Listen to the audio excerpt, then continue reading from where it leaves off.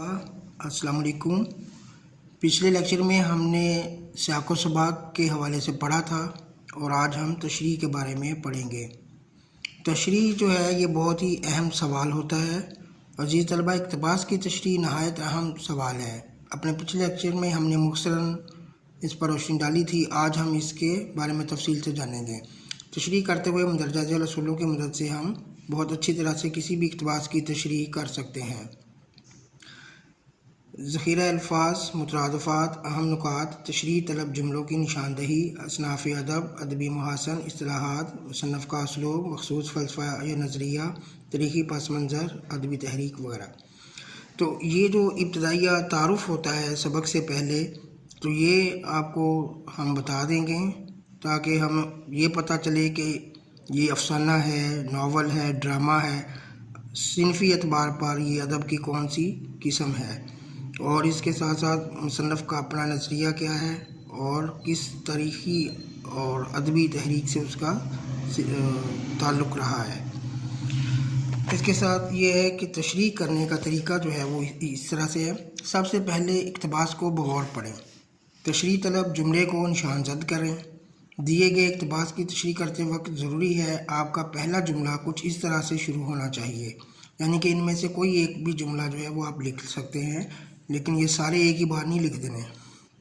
इस अदब पारे में मुसन्नफ़ रकम तराज हैं, या इन अदबी सतूर में मुसन्नफ़ लिखते हैं, या इस नसर पारे में मुसन्नफ़ हमें बता रहे हैं। अपने इस बुलंद पाया मज़मून में मज़मून नगार लिखते हैं। अपने इस मायानाज़ सफ़रनामे में सफ़रनामा निगार बयान करते हैं। अपने इस बेहतरीन अफ़साने में अफ़साना नगार मुआशरे की अक्कासी करते हुए बयान करते हैं। अपने इस मशहूर ड्रामे में ड्रामा नगार लिखते हैं। जो भी अपना इक़्तिबास हो उससे मुतल्लिक़ा जो जुमला बन सकता हो वही आप लिखें। तशरीह तलब जुमलों की निशानदही करने के लिए आपको मुतल्लिक़ा सबक से मदद मिल सकती है। इसमें देखा जाए कि मुसन्नफ़ की ज़िंदगी के बारे में इसका क्या नज़रिया या नुक्ता नज़र है।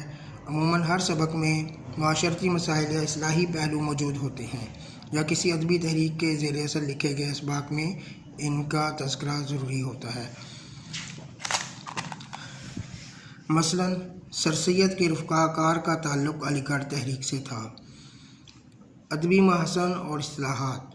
मुसन्नफ़ अपने अदब पारे में कभी कोई ख़ास उसलूब अपनाता है और कुछ मख़सूस इस्तिलाहात वगैरह का इस्तेमाल करता है। उनके बारे में भी मुख्तसर लिख देना चाहिए, जैसा कि मोहम्मद हुसैन आज़ाद मेहनत पसंद खिदमत में अदबी इस्तिलाहात, तमसील और तजरीद का इस्तेमाल किया है।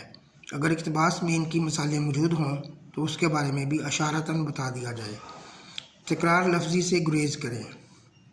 तलबा की अक्सरियत ये गलती करती है कि ज़्यादा से ज़्यादा लिखने की दौड़ में एक ही जुमले को बार बार दोहराते हैं। इससे न सिर्फ जुमले की तकरार बल्कि लफ्ज़ की तकरार से भी गुरेज़ करना चाहिए। कोशिश ये करनी चाहिए कि एक जैसे मफ़हूम को भी बार बार लिखने से बचा जाए। ज़्यादा से ज़्यादा नुकात बयान करें और उनकी वजाहत करें। हवाला जात का दुरुस्त इस्तेमाल। मौका की मुनासबत से आप तशरीह करते हुए दुरुस्त हवाला जात का इस्तेमाल करें। मसलन अगर कोई शेर लिखें तो दुरुस्त लिखें। अगर शायर का नाम नहीं जानते तो ना लिखें। गलत शेर बिल्कुल ना लिखें। अगर सिर्फ़ एक मिसरा आपको याद है और वही अहम है तो अलामत मिसरा के साथ उतना ही लिख दें। इसी तरह से अक़वाल दुरुस्त होने चाहिए और उनके कहने वालों का नाम भी अगर दुरुस्त याद हो तो लिखें, वरना ना लिखें।